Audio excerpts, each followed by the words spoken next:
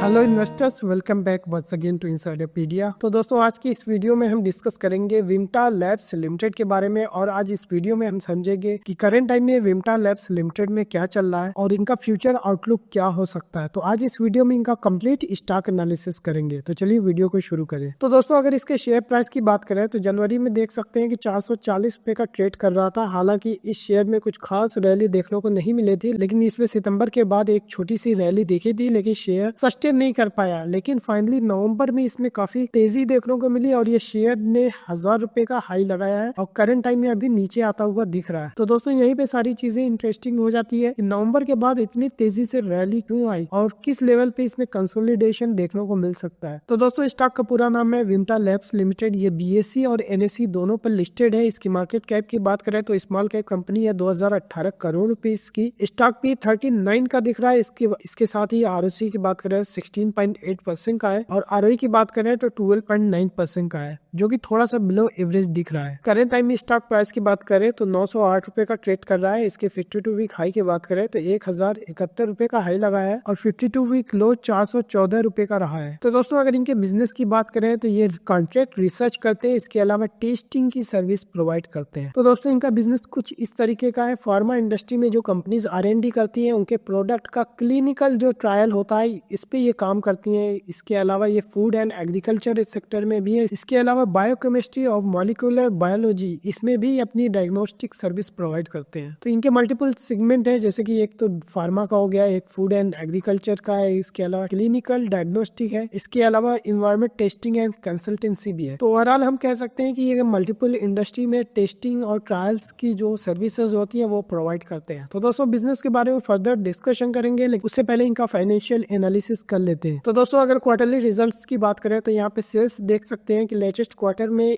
83 crore rupees का revenue report किया, जो कि पिछले साल ये रेवेन्यू सिर्फ 64 करोड़ रुपए का था। अभी पिछले क्वार्टर की बात करें जून 2024 में 73 करोड़ रुपीस का था। तो यहाँ पे क्वार्टर ऑन क्वार्टर बेसिस पे साथ ही साथ ईयर ऑन ईयर बेसिस दोनों में ग्रोथ देखने को मिली है। तो दोस्तों, अगर इनके नेट प्रॉफिट की बात करें तो यहाँ पे ह्यूज जंप देखने को मिला है, क्योंकि लेटेस्ट क्वार्टर में इन्होंने 15 करोड़ रुपए का प्रॉफिट रिपोर्ट किया। ये पिछली साल ये प्रॉफिट सिर्फ 6 करोड़ रुपए का था और पिछले क्वार्टर की बात करें तो 12 करोड़ रुपए का प्रॉफिट था। तो यहाँ पे कह सकते हैं कि पिछले साल के कंपैरिजन में यहाँ पे 2.5 गुना प्रॉफिट इन्होंने रिपोर्ट किया है। उसके पीछे की वजह है कि ऑपरेटिंग प्रॉफिट मार्जिन जो देख सकते हैं कि 26% का लास्ट ईयर था, अभी 35% का दिख रहा है। यहीं पे डिप्रिसिएशन का लेवल देखें तो ये एकदम कांस्टेंट सा ही बना हुआ है और कंपनी कोई भी इंटरेस्ट पे नहीं कर रही है। पहले 1 करोड़ रुपए का इंटरेस्ट पे कर रही थी। तो दोस्तों, अगर इनके एनुअलाइज्ड रिजल्ट पे एक नजर डाले तो यहाँ पे सेल्स देख सकते हैं कि TTM बेसिस पे 315 करोड़ रुपए का दिख रहा है। हालांकि FY23 और FY24 में कोई ग्रोथ देखने को नहीं मिली है, लेकिन FY24 के कंपैरिजन में अगर प्रॉफिट को देखा जाए तो 39 करोड़ रुपीस का जो प्रॉफिट था वो बढ़ करके 47 करोड़ रुपए का हो गया। हालांकि FY23 में भी ये सेम प्रॉफिट 47 करोड़ रुपए का रिपोर्ट किया था। हालांकि यहाँ पे कोई खास ग्रोथ देखने को नहीं मिली है। एक जो इम्प्रूवमेंट हुआ है जो कि 27% का ऑपरेटिव प्रॉफिट मार्जिन था FY24 में, अभी 31% का TTM बेसिस पे दिख रहा है और लेटेस्ट क्वार्टर में ये 35% का ऑपरेटिंग प्रॉफिट मार्जिन रिपोर्ट किया है। इसी वजह से इनका प्रॉफिट काफी तेजी से ग्रो कर रहा है। तो दोस्तों, ये मैनेजमेंट से जरूर कंफर्म करेंगे कि ऑपरेटिंग प्रॉफिट मार्जिन FY24 में इतना कम क्यों था और लेटेस्ट क्वार्टर में 35% का ऑपरेटिंग प्रॉफिट मार्जिन क्यों रिपोर्ट हुआ है और गोइंग फॉरवर्ड इनका ऑपरेटिंग प्रॉफिट मार्जिन क्या हो सकता है। तो दोस्तों, अगर बैलेंस शीट की बात करें तो यहाँ पे इक्विटी कैपिटल देख सकते हैं कि सेम कांस्टेंट बना हुआ है। इसका मतलब है कंपनी ने पिछले कई सालों से कोई भी फंड रेज नहीं किया है। अगर इक्विटी कैपिटल और रिजर्व की बात करें तो ये तकरीबन 340 करोड़ रुपए का है। वहाँ पे 12 करोड़ रुपए का निग्लिजिबल डेट दिख रहा है। इनके फिक्स्ड एसेट की बात करें तो इसमें कोई मेजर चेंजेस देखने को नहीं मिला है। अगर CWIP की बात करें तो 75 करोड़ रुपए का ऑनगोइंग कैपेक्स चल रहा है। अदर एसेट्स पे एक नजर डालें तो यहाँ पे इन्वेंट्रीज का लेवल देख सकते हैं कि 23, 25, 26 ये इसमें कोई मेजर चेंजेस देखने को नहीं मिला है। क्रेडिट रिसीवेबल भी कांस्टेंट सा बना हुआ है। कैश एंड कैश इक्विवेलेंट की बात करें तो कंपनी 26 करोड़ रुपए का कैश भी होल्ड कर रही है। तो ओवरऑल बैलेंस शीट काफी स्टेबल है, कोई मेजर डेट नहीं है। साथ ही साथ इन्वेंट्रीज और ट्रेड रिसीवेबल्स का लेवल मेंटेन है। हालांकि बिजनेस में भी कोई ग्रोथ नहीं है, उसी हिसाब से इसमें भी कोई ग्रोथ देखने देखने को नहीं मिली है, तो ओवरऑल कोई कंसर्न नहीं है। तो दोस्तों अगर इनके कैश फ्लोज की बात करें तो यहाँ पे कैश फ्रॉम ऑपरेटिंग एक्टिविटी देख सकते हैं कि ये बिजनेस से लगातार कैश जनरेट कर रहे हैं, जो कि काफी अच्छी बात है। इसी के साथ कैश फ्रॉम इन्वेस्टिंग एक्टिविटी भी देख सकते हैं कि लगातार कैपेक्स कर रहे हैं। इसके अलावा फाइनेंसिंग एक्टिविटी भी निगेटिव में दिख रहा है। इसका मतलब है कि एक्सटर्नल फाइनेंसिंग पे ये रिलाई नहीं कर रहे हैं, जो कि काफी अच्छी बात है। बिजनेस सेल्फ सस्टेनेबल है और जो भी ग्रोथ हो रही है कंपनी के ऑपरेशन से एक्रू हो रहा है, और बिजनेस में जो भी ग्रोथ हो रही है कंपनी के इंटरनल कैश से ही हो रही है। तो दोस्तों अगर इनके रेशियोज की बात करें तो यहाँ पे डेटर डेज देख सकते हैं कि 93 डेज से बढ़कर के 101 दिनों का हो गया है, जो कि पास्ट FY22 में भी 102 दिनों का था। तो यहाँ पे FY23 में तो इम्प्रूवमेंट देखने को मिली थी, लेकिन अभी सेम लेवल पे आ गया है। और यहाँ पे इन्वेंट्री डेज बढ़ता हुआ दिख रहा है। FY22 में 115 दिनों का था, FY23 में 187 दिनों का था, अभी सेम लेवल पे 185 दिनों का दिख रहा है। डेज पेबल की बात करें तो यहाँ पे FY23 में 119 दिनों का हो गया था, अभी FY24 में 61 डेज का दिख रहा है। ओवरऑल वर्किंग कैपिटल साइकिल की बात करें तो ये बढ़ गया है, अभी 102 दिनों का दिख रहा है। इस वजह से ROC भी देख सकते हैं कि सिर्फ 17% का मेंटेन किया है, जो कि पास्ट में 24% का हुआ करता था। तो दोस्तों अगर इनके शेयर होल्डिंग पैटर्न की बात करें तो प्रमोटर्स की होल्डिंग देख सकते हैं कि यहाँ पे 37% के अप्रॉक्स है, जो कि पास्ट में भी 37% थी। तो यहाँ पे निग्लेजिबल से शेयर होल्डिंग कम हुई है, लेकिन ओवरऑल कह सकते हैं कि मेंटेन है। यहाँ पे एक इंटरेस्टिंग चीज देखने को ये मिली कि FIs की जो होल्डिंग थी 5.16% की, वो घट करके 3.31% हो गई है। साथ ही साथ DIs की होल्डिंग 1.49% जो थी, वो की अभी 0 हो गई है। इसी के साथ साथ पब्लिक की होल्डिंग बढ़ती हुई दिख रही है, 56% से बढ़ करके 59% हो गई है। तो यहाँ पे देख सकते हैं कि जो शेयर होल्डिंग में FIs और DIs की होल्डिंग कम हुई है, ये जून और सितंबर के दौरान हुई है। तो दोस्तों अगर इसको चार्ट में देखें तो यहाँ पे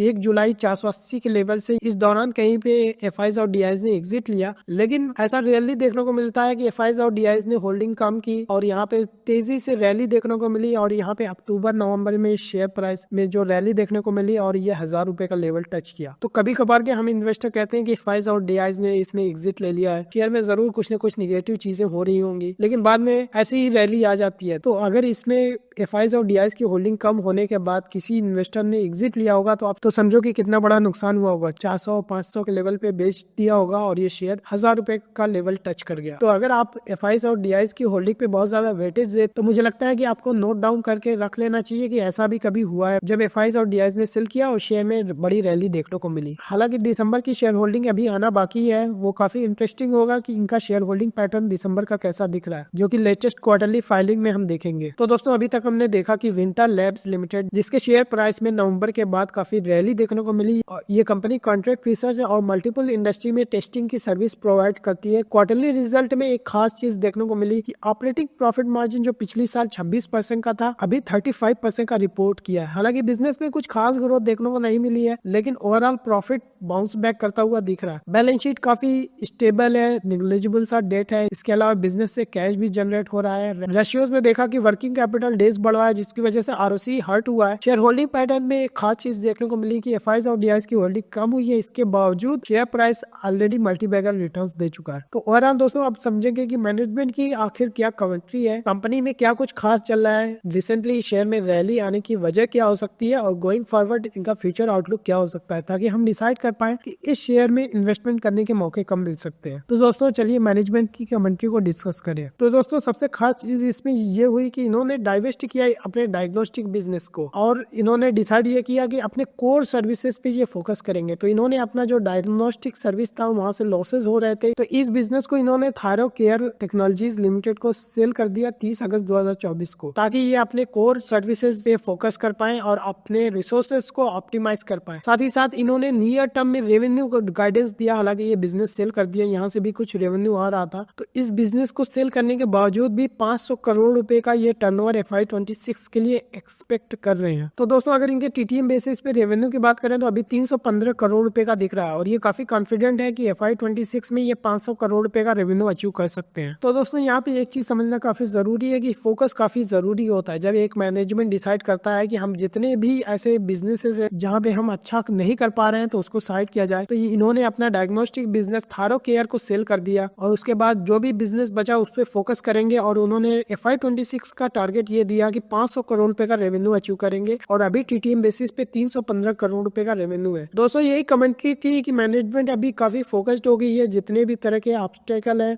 उसको रिमूव कर रहे हैं, प्रोसेस को स्मूथ कर रहे हैं, अपने नए कस्टमर्स पे फोकस कर रहे हैं, एग्जिस्टिंग जो बिजनेस उसकी ग्रोथ पे फोकस कर रहे हैं। देख सकते हैं कि इन्होंने 500 करोड़ रुपए का जो नियर टर्म में टारगेट का प्लान बनाया, वही पॉजिटिव कमेंट्री थी जिस वजह से शेयर प्राइस 500 रुपए से 1000 रुपए का लेवल टच कर गया। लेकिन दोस्तों ये रैली मुझे लगता है ऑलरेडी आ चुकी है। अब शेयर की परफॉर्मेंस उस पर डिपेंड करेगी कि करंट टाइम में इनका बिजनेस किस तरीके से ग्रो करेगा। तो ये 500 करोड़ रुपए का जो इनका टारगेट है, ये जैसे जैसे अचीव आएगा हमें शेयर में पॉजिटिव रैली देखने को मिल सकती है। तो दोस्तों चलिए इसके बारे में और डिटेल में डिस्कस करें। तो दोस्तों अगर इनके फाइनेंशियल परफॉर्मेंस की बात करें तो इन्होंने बताया कि फार्मास्यूटिकल सर्विस के जो बिजनेस है उसमें 26% की ग्रोथ YoY बेसिस पे देखने को मिली। इसके अलावा ये काफी कैपेक्स पे कर रहे हैं, जैसा कि हमने CWIP में देखा था। तो Q2 FY25 तक ये 30 करोड़ रुपए का कैपेक्स कर चुके हैं और FY25 का गाइडेंस है कि 90 करोड़ रुपए का टोटल इन्वेस्टमेंट करेंगे। और इन्होंने साथ ही साथ ये भी बताया कि गोइंग फॉरवर्ड इनका सस्टेनेबल मार्जिन जो 35% का हो सकता है, क्योंकि यहाँ पे डायग्नोस्टिक बिजनेस को एक्सक्लूड कर दिया गया है जहाँ पे नुकसान हो रहे थे। तो दोस्तों ये समझिए कि एक अच्छा बिजनेस जहाँ पे 35% का मार्जिन हुआ करता था, लेकिन डायग्नोस्टिक बिजनेस में नुकसान के चलते ये मार्जिन 30-28% का दिख रहा था। तो अब उन्होंने नुकसान वाले बिजनेस को साइड कर दिया, थायरो केयर को सेल कर दिया। तो अब तो जैसा कि लेटेस्ट क्वार्टर में हमने देखा कि 35% का ऑपरेटिव प्रॉफिट मार्जिन रिपोर्ट किया है। तो गोइंग फॉरवर्ड ये मार्जिन सस्टेन कर सकता है। तो दोस्तों इसका मतलब ये भी है कि दिसंबर में जो रिजल्ट आएगा उसमें भी 35% मार्जिन होगा, मार्च में भी 35% मार्जिन होगा, हालांकि जून में भी 34% मार्जिन भी ऑलरेडी ये रिपोर्ट कर चुके हैं। तो यहाँ पे दिसंबर और मार्च का क्वार्टरली रिजल्ट जब आएगा तो यहाँ पे बॉटम लाइन काफी तेजी से ग्रो करती हुई दिख सकती है। यानी हम YoY नंबर को अगर दिसंबर और मार्च क्वार्टर में कंपेयर करेंगे तो काफी अच्छा दिख सकता है। इसके अलावा इनका एक्सपोर्ट से कंट्रीब्यूशन की बात करें तो 25 से 30% का है टोटल रेवेन्यू में, और यहाँ पे काफी कंसिस्टेंसी देखने को मिली है हर क्वार्टर में। तो यहाँ पे अच्छा खासा इनका 1/3 रेवेन्यू कह सकते हैं कि एक्सपोर्ट से आ रहा है। तो दोस्तों गोइंग फॉरवर्ड इनके क्या ग्रोथ ड्राइवर्स हो सकते, इनका फोकस एरिया क्या हो सकता है उसको डिस्कस कर ले। तो दोस्तों इन्होंने बताया कि इनके जो की ग्रोथ सेगमेंट्स है ये फार्मास्यूटिकल सर्विसेज है, जिसमें ये प्री क्लिनिकल, क्लिनिकल रिसर्च और एनालिटिकल सर्विसेज देते हैं। और इन्होंने बताया ये तीनों जो सब सेगमेंट है ये काफी अच्छी ग्रोथ हो रही है और क्वार्टर बेसिस पे ये ग्रोथ रिपोर्ट करेंगे। इसके अलावा फूड इंडस्ट्री में भी इनका बिजनेस है। तो इन्होंने बताया कि टेम्परेरी स्लो डाउन देखने को मिला है, क्योंकि यहाँ पे लैब को रीलोकेट कर रहे हैं, अभी नासिक शिफ्ट कर रहे हैं और इसके अलावा हैदराबाद की फैसिलिटी में भी ट्रांजिशन कर रहे हैं। तो इन्होंने बताया कि जैसे ही ये ट्रांजिशन और रीलोकेशन का काम कंप्लीट हो जाएगा और यहाँ पे बिजनेस स्टेबलाइज होगा और रेवेन्यू आना स्टार्ट हो जाएगा। तो दोस्तों इसके अलावा ये इलेक्ट्रिकल और इलेक्ट्रॉनिक्स में भी अपना बिजनेस करते हैं। तो इन्होंने बताया कि EMI और EMC टेस्टिंग जो हैदराबाद में फैसिलिटी है इसमें एक्सपेंशन कर रहे हैं। तो यहाँ पे न्यू चैम्बर इंस्टॉलेशन का काम शुरू किया है, जो कि Q4 FY25 में स्टार्ट हो जाएगा या फिर इसमें Q1 FY26 में काम स्टार्ट हो जाएगा। तो ये काफी बड़ा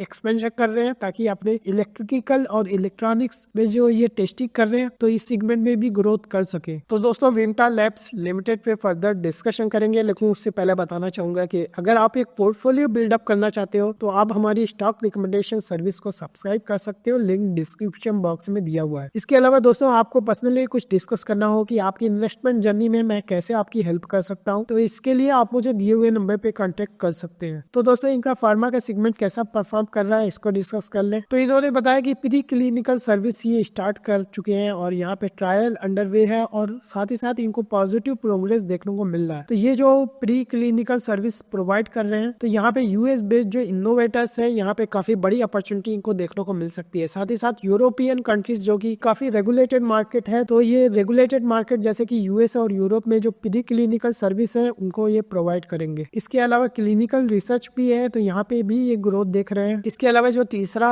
सेगमेंट है एनालिटिकल सर्विस है, यहाँ पे बायो फार्मा में इन्वेस्टमेंट काफी बढ़ रहा है। इस वजह से मैनेजमेंट काफी ऑप्टिमिस्टिक है कि यहाँ पे भी ग्रोथ देखने को मिल सकती है। ओवरऑल फार्मास्यूटिकल का रेवेन्यू कंट्रीब्यूशन की बात करें तो 70% का टॉप लाइन में कंट्रीब्यूशन अकेले फार्मा से इस क्वार्टर आया हुआ है। तो यहाँ पे फार्मा इंडस्ट्री काफी ज्यादा इन्वेस्टमेंट हो रहा है, ग्रोथ भी दिख रही है। तो चूंकि डायग्नोस्टिक सर्विस को इन्होंने अभी स्पिन ऑफ कर दिया, थायरो केयर को सेल कर दिया, तो अभी फार्मा पे ये काफी बुलिश है कि फार्मा में ये अपना फोकस करेंगे और रेवेन्यू को बढ़ाएंगे। इसके अलावा दोस्तों ये ग्लोबल डेवलपमेंट्स का इम्पैक्ट किस तरीके से इस कंपनी पे देखने को मिल सकता है को डिस्कस कर ले। तो दोस्तों रिसेंटली US ने बायोसिक्योर एक्ट लॉन्च किया है। तो इस एक्ट का पर्पज ये है कि US बेस्ड जो कंपनी है अपनी मेडिकल रिसर्च को चाइना से आउटसोर्स करती है, तो यहाँ पे एक नेशनल रिस्क के तरीके से देख रहे हैं और इन्होंने कंपनीज को रिकमेंड किया है कि अपनी चाइना से जो डिपेंडेंसी है वो कम करे। तो ऐसे में इंडियन कंपनीज को फायदा मिल सकता है, क्योंकि यहाँ पे चाइनीज कंपनीज का जो सर्विस है उसको एज ए सिक्योरिटी रिस्क देख रहे हैं। हालांकि अभी ऐसा कोई प्रोग्रेस देखने को नहीं मिल रहा है, लेकिन अर्ली डिस्कशन स्टार्ट हो गया है कि कुछ पार्टनरशिप इनके साथ हो सकती है, लेकिन इसके बारे में फर्दर जो डिटेल्स होगी अपकमिंग क्वार्टर्स में देखने को मिल सकती है। तो दोस्तों कहीं ना कहीं यहाँ पे जो अमेरिकन कंपनीज का चाइनीज कंपनीज के साथ कोलैबोरेशन है, वो कोलैबोरेशन इंडियन कंपनीज के साथ भी पॉसिबल हो सकता है। तो आने वाले 1-2 साल में ये चीजें हमें देखने को मिल सकती है। तो अगर अमेरिकन कंपनीज बायोसिक्योर एक्ट की वजह से चाइना से शिफ्ट करके इंडिया आती है, तो विम्टा लैब्स लिमिटेड जैसी कंपनीज को काफी फायदा देखने को मिल सकता है। तो दोस्तों इसके अलावा ऑपरेशनल अपडेट्स क्या इसको डिस्कस कर लें। तो इन्होंने बताया कि फूड डिवीजन जो है हैदराबाद की फैसिलिटी है, वहाँ पे ऑपरेशन जल्दी स्टार्ट हो जाएगा। हालांकि टेम्परेरी गैप हो गया है जिसकी वजह से रेवेन्यू में इम्पैक्ट देखने को मिला है, लेकिन ये सारी चीजें जल्दी नॉर्मलाइज होंगी जैसे ही ये नई फैसिलिटी स्टार्ट हो जाएगी। इसके अलावा ये इलेक्ट्रॉनिक्स में भी एक्सपेंशन कर रहा है। जैसा कि आपने देखा है कि इलेक्ट्रॉनिक्स जो सेक्टर है इंडिया में काफी ग्रो कर रहा है। तो यहाँ पे ये EMI और EMC चैम्बर जो टेस्टिंग के लिए यूज होगा, यहाँ पे Q4 FY25 में या फिर Q1 FY26 में ऑपरेशन स्टार्ट हो जाएगा। तो जैसे ये पेंशन कंप्लीट होगा, एडिशनल रेवेन्यू यहाँ से भी देखने को मिल सकता है। तो दोस्तों इनका फ्यूचर आउटलुक कैसा हो सकता है इसको डिस्कस कर ले। तो मैनेजमेंट ने बताया कि इनका रेवेन्यू टारगेट 500 करोड़ रुपए का लेके चल रहे हैं, जो कि FY26 में अचीव हो सकता है। इसके अलावा इनकी जो मेजर ग्रोथ आ रही है मेनली फार्मा से आ रही है, क्योंकि फार्मा में ये 3 सेगमेंट्स में काम कर रहे हैं और तीनों काफी अच्छी ग्रोथ देखने को मिल रही है। इसके अलावा फूड और इलेक्ट्रॉनिक्स का भी सेगमेंट है और यहाँ पे भी ग्लोबली ट्रैक्शन देखने को मिल रहा है। इसके अलावा इनका क्लाइंट बेस भी काफी स्ट्रांग है, जैसा कि 2/3 रेवेन्यू इंडिया से ही आ रहा है। इसके अलावा एक्सपोर्ट की बात करें तो European, north America, south east Asian companies और मेनली रेगुलेटेड मार्केट जैसे कि नॉर्थ अमेरिका, यूरोप और जापान से इनका क्लाइंट बेस काफी स्ट्रांग है और यहाँ पे फ्यूचर में भी न्यू अपॉर्चुनिटीज देखने को मिल सकती है। इसके अलावा दोस्तों कैपेक्स और फंड रेजिंग का क्या प्लान है। तो जैसा कि हमने देखा था कि बैलेंस शीट में भी इन्होंने पास्ट में कोई फंड रेज नहीं किया है और साथ ही साथ करंट टाइम में भी ये कोई फंड का प्लानिंग नहीं कर रहे हैं, जो कि काफी अच्छी बात है कि बिजनेस सेल्फ सस्टेनेबल है। जो बिजनेस से कैश अक्रू हो रहा है वो री इन्वेस्ट कर रहे हैं, जो कि फ्यूचर में ग्रोथ दिलाने के लिए काम आएगा। तो काफी अच्छी बात है कि कंपनी सेल्फ सस्टेनेबल है। तो दोस्तों इस वीडियो का एंडिंग पार्ट कंक्लूजन। तो दोस्तों अभी तक हमने देखा कि विम्टा लैब्स लिमिटेड की मैनेजमेंट अभी काफी फोकस्ड हो रही है। पहले इनके मल्टीपल बिजनेस सेगमेंट थे, लेकिन इन्होंने अगस्त 24 में डिसाइड किया कि ये अपने